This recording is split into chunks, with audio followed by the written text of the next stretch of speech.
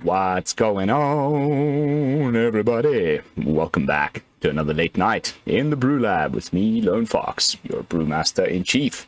And tonight, in the BrewLab, I had a bit of a tough one deciding which brew I wanted to bring to you guys. Honestly, it's been a pretty busy couple of days. I just spent the last few hours in the water surfing on my longboard.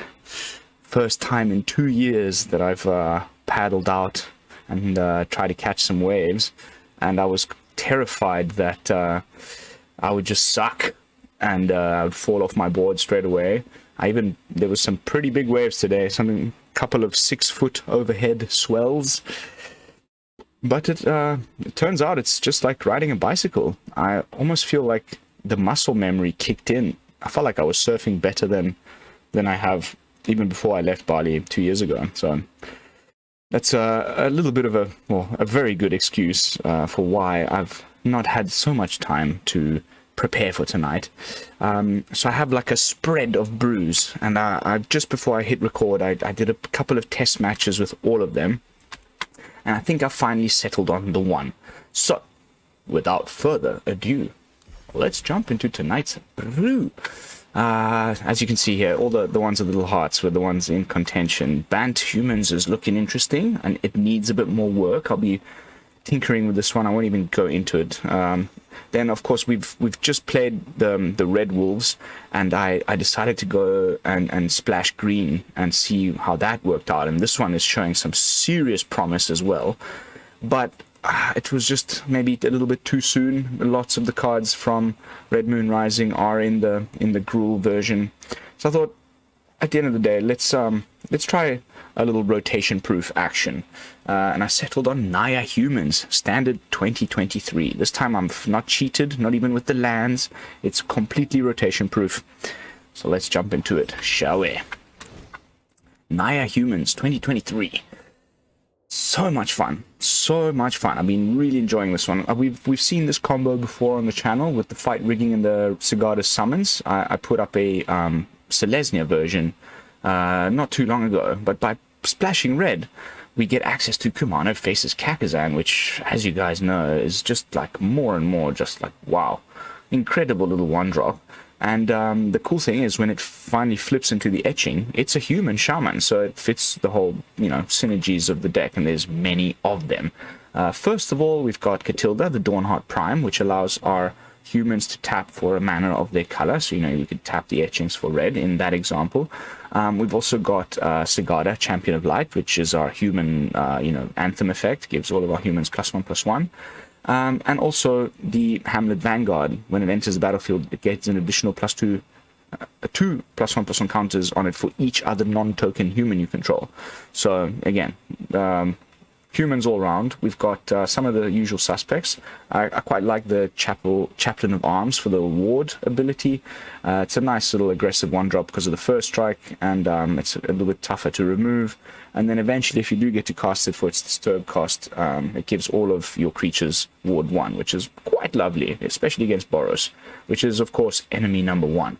Then the Hopeful Initiate.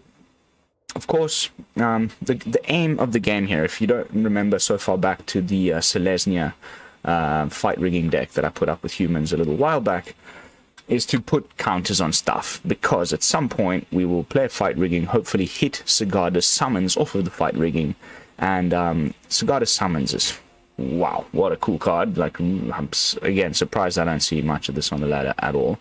But creatures you control with the +1/+1 counters on them have base power and toughness 4 and have flying, and they become angels in addition to their other types, which isn't really that important in this specific case. But so if you can put counters on things, better, because at some point, whether you get it off of the fight rigging or if you just hard cast it, you'll play a Sigarda summons, and all the creatures that you have with counters on them gain flying and swinging for the kill. It's such a fun combo finish, and for that reason, it's definitely an aggro deck. There's very little interaction. I'm just running a couple of Valorous Stances to occasionally remove something and then occasionally get rid of something big. But otherwise, it's just creatures, with just 6 enchantments in total. But the rest is just all creatures. We've got 24, and including the Kumano faces Kakkazan, that brings it up to 28. So definitely a creature deck. Hopeful Initiate, talking about the Sigarda summons, grows itself through the training ability. Kumano faces Kakkazan. As you know, the chapter 2, you play your Kumano and then Katilda turn 2. Amazing play. Then we're trying to play out the Hamlet Vanguard on turn 3. It'll come into play as like a... if we've played a human on each turn, it'll come down as a 5/5 and then play the fight rigging the following turn, and we can quite quickly trigger it. If it ends up that you play the Hamlet Vanguard later in the game and you've got even more humans, then you can often trigger the fight rigging right away, because it comes to play quite big, and it's got ward 2, so it's quite hard to remove.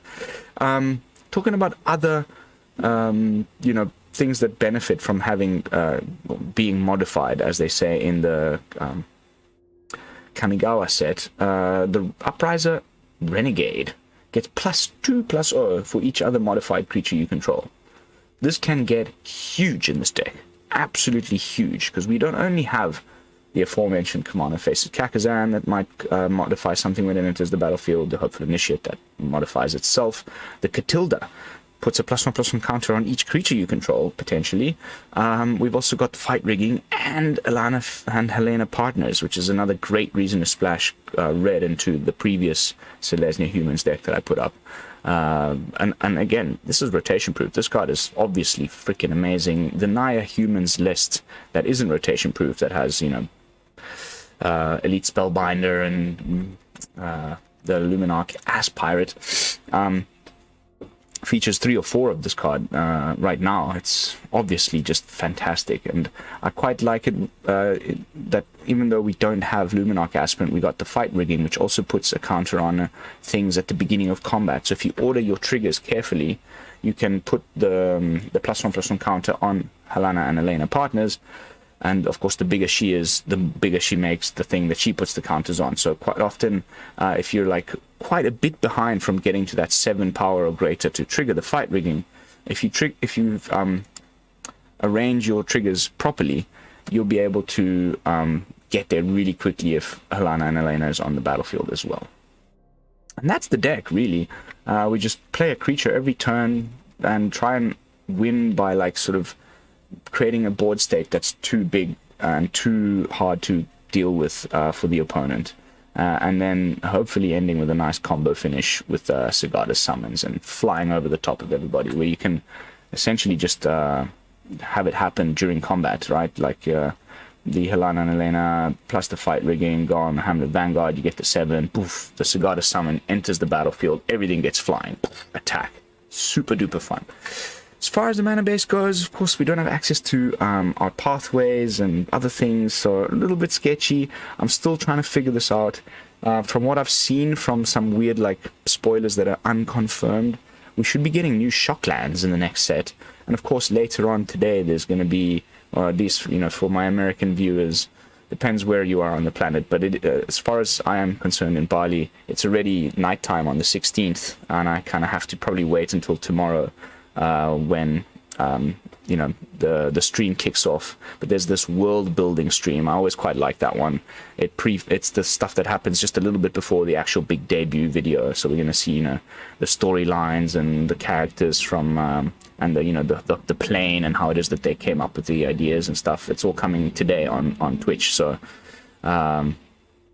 hopefully they'll maybe have a couple sneaky spoilers in there for us. But from what I've seen, there's going to be Shocklands, and those are just dual lands. So there's going to just still continue to be the triomes from the current 3 color combinations that we have access to, and then we lose the pathways. So we're going to be dealing with other things that tap for either or, like the slow lands or the chill lands as they're called, which is great. I'm just you know, I'm a little bit worried about paying 3 life to have them come into play untapped, but we'll have to see what else the set has in store for us. But anyway, for now, I'm just going with 3 of each, 4 Jetmirs. We get to run 2 Boseijus and 2 Eiganjos. There's a little bit of removal, either for creature lands or enchantments and artifacts, and of course a little bit of extra damage with the Seat of the Empire, 1 Sokenzan, a bunch of basics, and then, yeah, like I said, the duels and the tri-land. That's the deck. Naya Humans 2023. Let's jump into some games. My last match I won with the combo finish, so I hope I didn't sort of run out of my luck with the deck. I hope we continue to get a nice performance for tonight's video. Cheers.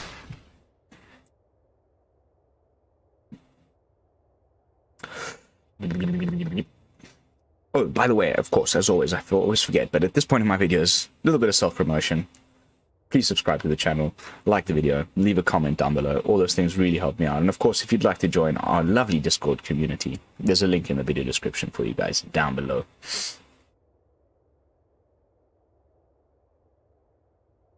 It's really tough to do that self-promotion stuff for me. I always feel a little bit like a...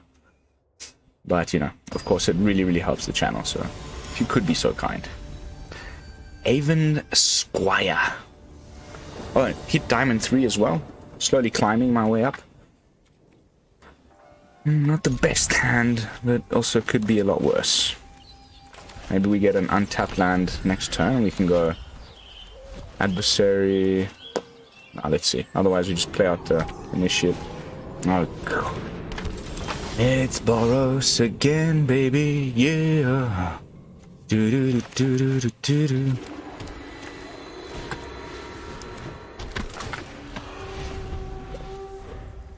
Every second match, if not every, I mean, it's, oh, okay, wow. It's actually Naya Humans as well. Oh, this is going to be interesting. The non-rotation proof version versus the rotation proof version. This is going to be really interesting. I'm super excited to see how this plays out. I think we need to do this. And we definitely go for the second rigging. And swing. Even if they have something hasty, at least a nice 4 life is quite lovely there. I'm thinking if there's anything I'd like to change in the deck, I'd try to find a way to squeeze in maybe a 3rd Intrepid Adversary, because this card is amazing. Amazing. Sweet, we got our Talia down. I mean, our you know, the thing that would have suffered. Okay, so I think it's time to do this. And this.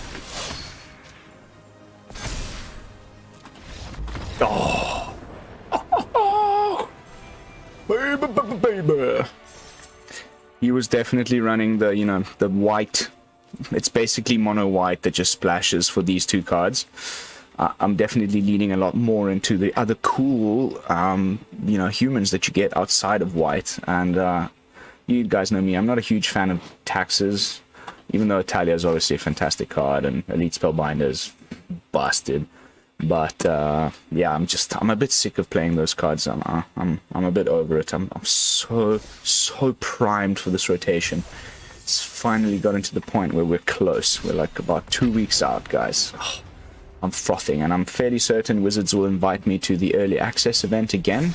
And by that point, I'll be back in Italy with my proper internet and, you know, better lighting environment for my recording. I'm dying to play in the early access event. That's going to be so much fun. What I would like to do during the upcoming episodes of spoiler talk over the next couple of days is get some theory crafting going on with you guys. Oh, again with the boros, can you believe it? Oh. Okay, let's go Kumano.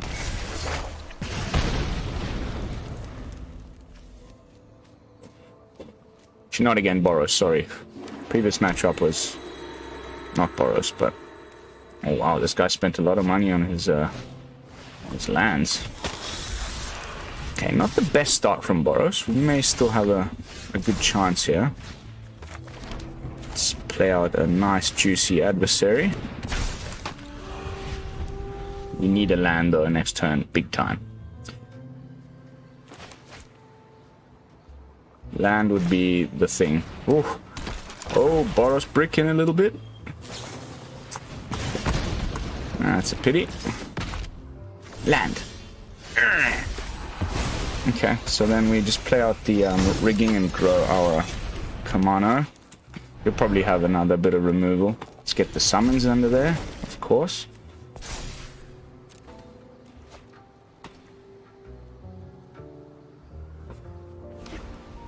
I really need that land. Here comes a Brutal Catharth or a Sunrise Cavalier. Oh no. This deck drives me nuts. Like, I play it a lot myself, of course, but it's just so boring. I guess if they play out a Raiju, we might be able to take something out with a Valorous Stance. Oof. Mr. Boros bricking a little bit by the looks of it. Okay, where's this counter going?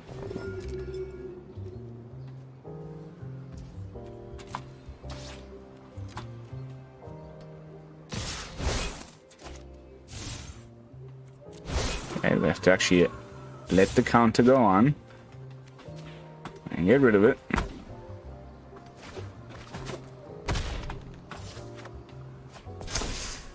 Unfortunately, that's going to be the game by the looks of things. We don't have any mana. Just got mana screwed. So did the opponent, but Boros just obviously really busted. Here comes another removal spell, and we lose the game.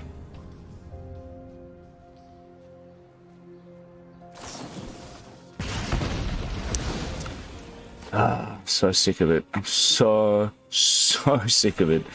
I cannot wait for rotation. I mean, the deck is still going to keep the vast majority. I think the biggest hit it takes is Royal Eruption and Luminarch Aspirant.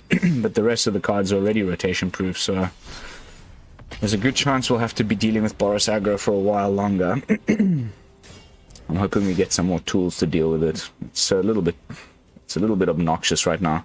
I honestly feel like it's 1 in 2 matches these days.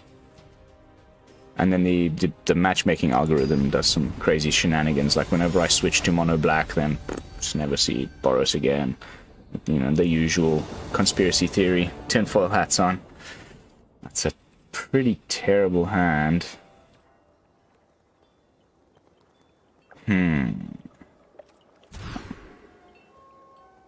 Okay. Put the summons away. Play out our garden.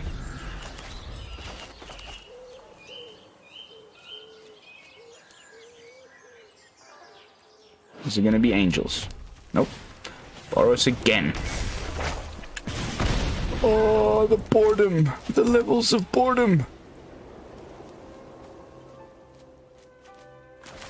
It's a little tougher to remove if they don't have the Royal Eruption. Also, they usually play out a creature on this turn. Hopefully it's the Aspirant. Hopefully. Yeah, I mean...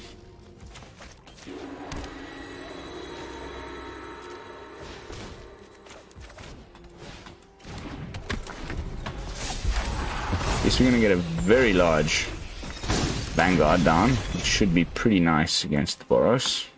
I hope he doesn't use removal yet and just tries to grow his... or, you know, play a creature or something. Cavalier. Oh, God, again. It's going to be one of these nights. There we go. So sick of it. 9 damage on turn 3.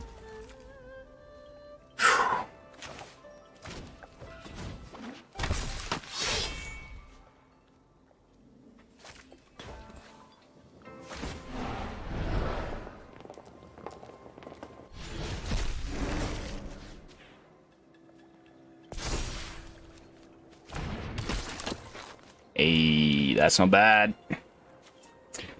It's not bad at all. Good luck getting through those with your deck.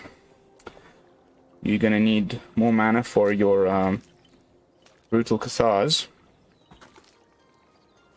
And Halana and Alena is ready for action. Now we can really start growing these creatures big.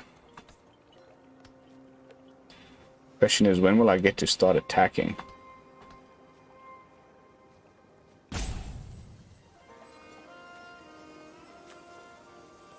Guess he might let it go to nighttime.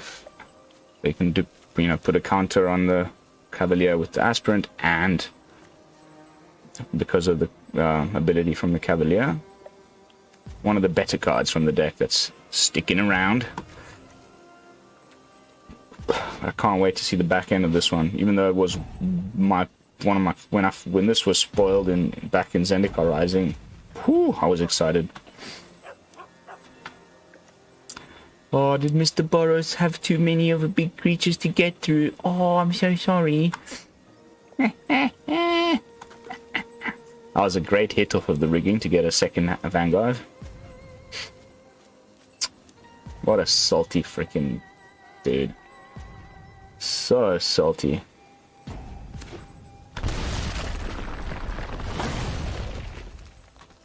He'll probably kill my guy. Ooh, goes for the Raiju.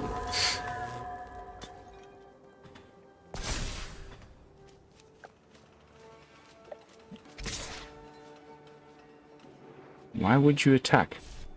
You can't.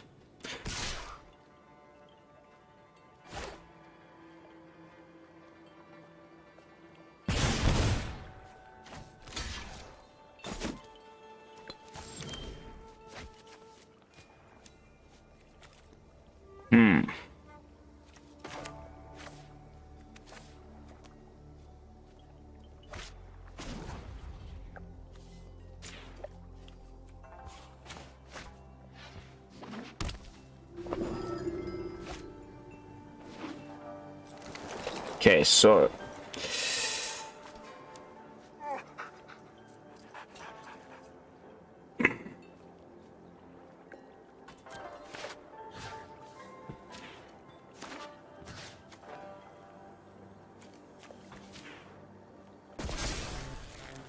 okay, I ordered those the wrong way.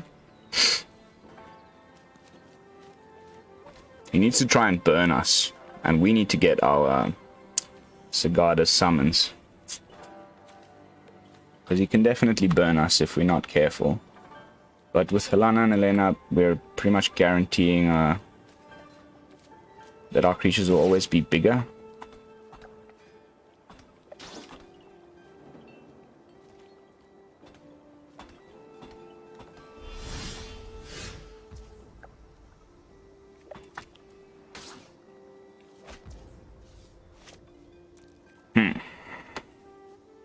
Okay, so we leave the triggers in this order. Again, this time around. And let's go and put some counters on our friend, the Katilda. Let's see if he... Still no removal. I'm gonna go for some heavy-duty action with these guys. 11 threes. Casual.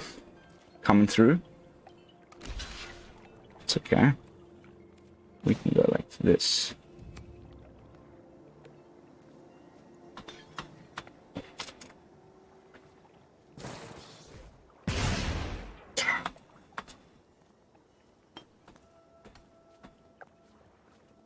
Go on then.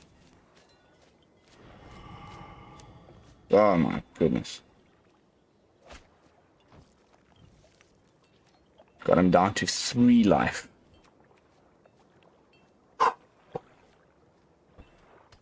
I think all he needs is a bloody Thundering Raiju.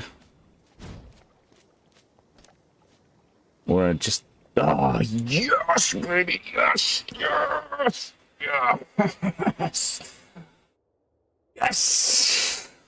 Oh, that makes me so happy. You have no idea how happy that makes me. It's kind of the whole point of the deck. Like, we don't have enough interaction, but our guys just get too big, and they just can't get through them.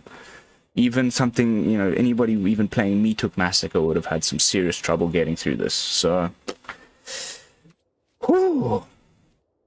All he needed was one play with fire. Very nice, very nice. Whew. For a second there I was worried because he had enough mana for Brutal Cathar. In which case I think we would have just lost the game, so... Alright, alright. So far so good. How are we doing for time? 25 minutes in.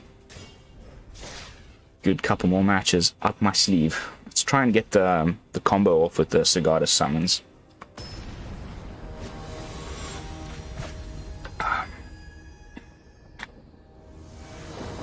What would you put in the deck? I don't know if to throw in, like, instead of the... I don't know, I'm a bit... it's still, like, confusing me a tiny bit.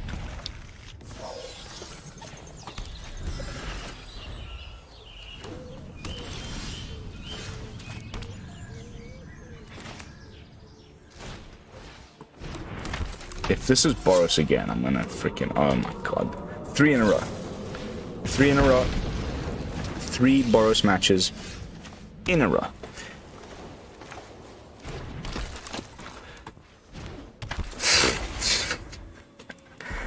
Can you believe this nonsense? Just ridiculous. Just ridiculous. The never-ending nonsense that is Boros.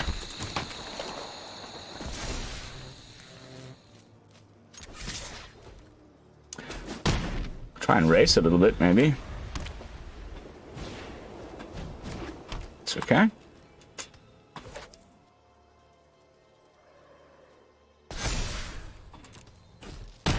No problem.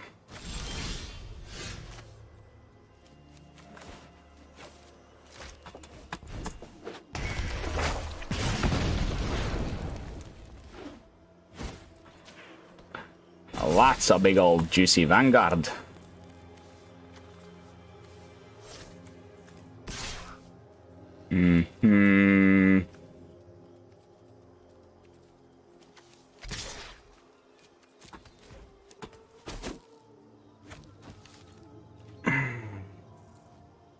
Good luck getting rid of that. It's Ward 2. Okay, fine.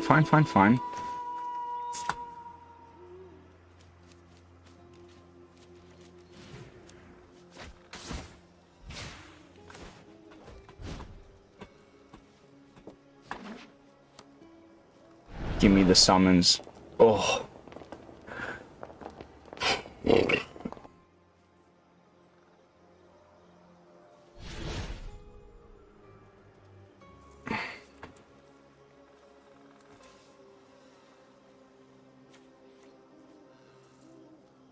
Enters with an additional +1/+1 counter. Oh, baby, baby, baby.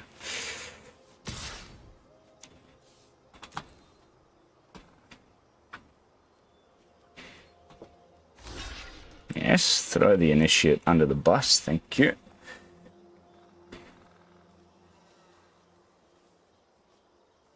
Very nice. Flying. Oh, yeah. Ah, well, that's your turn over.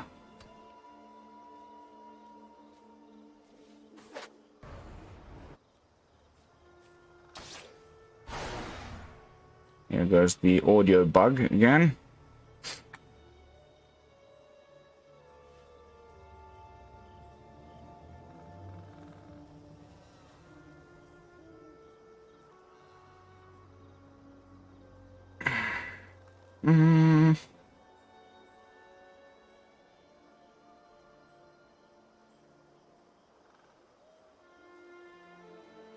He has to throw 2 things under the bus here if you... Okay. Oh my goodness, if we beat Boros again after 3 in a row, I think I'm just going to call it a night. He's going to let the Cathar flip.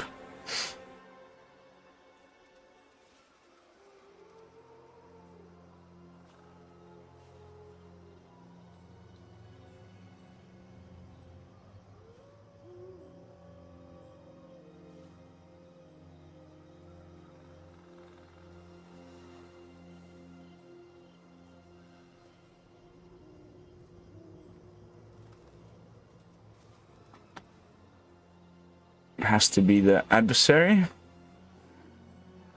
This is good. This is going fine. I just would love to top deck a summons.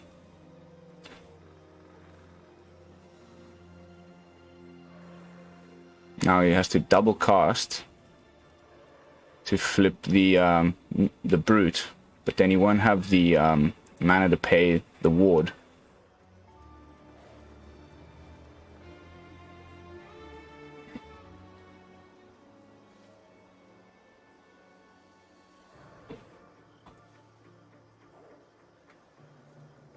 So he'll probably try and... Oh, he will have the mana.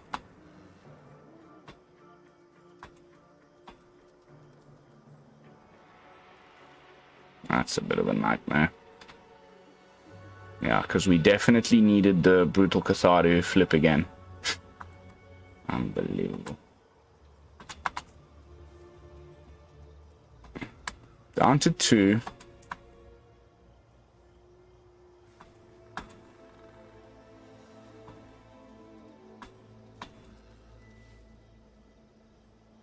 Okay, that's enough with the lands now, please. Thank you.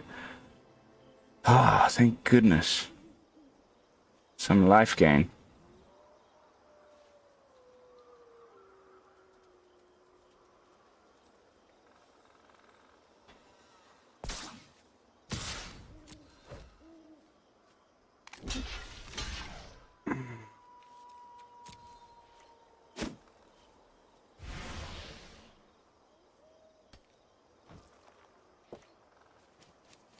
Whoops. You can't really do much now, can you? Ugh, okay. The ward has just been amazing right now. Oh, give me the summons. Give me the summons. Come on, baby. We've got 3 in the deck. Oh, okay. That's not bad.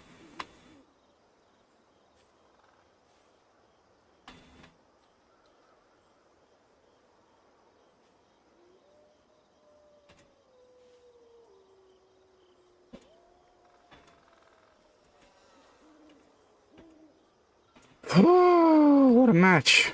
Would have loved that summons, man. This is like the perfect way to end. Just fly over the top of these people.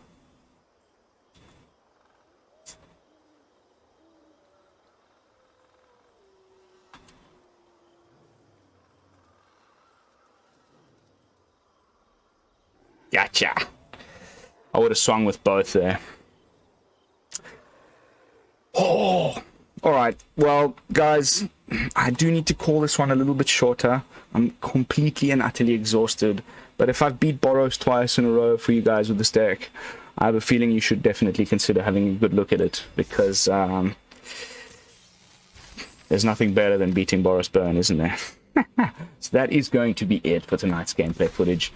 But diving back into the deck, you know, with some final thoughts, overall deck review, and potential upgrades and various other shenanigans. Maybe find a way to fit in some removal. Maybe screw the whole Sigarda summons thing and just cut that and the fight rigging entirely and just put in, you know, some more traditional Naya Humans type of things, like, for example, Brutal Cathar. For some removal, and maybe some, you know, because it is red, maybe we can splash in some Cammy's flares or things, because there's definitely a very strong modified sub-theme. Maybe not play the Valorous Stances and play Tamio Safekeeping instead. There's many things that you could still do with this, and this was just a version 1.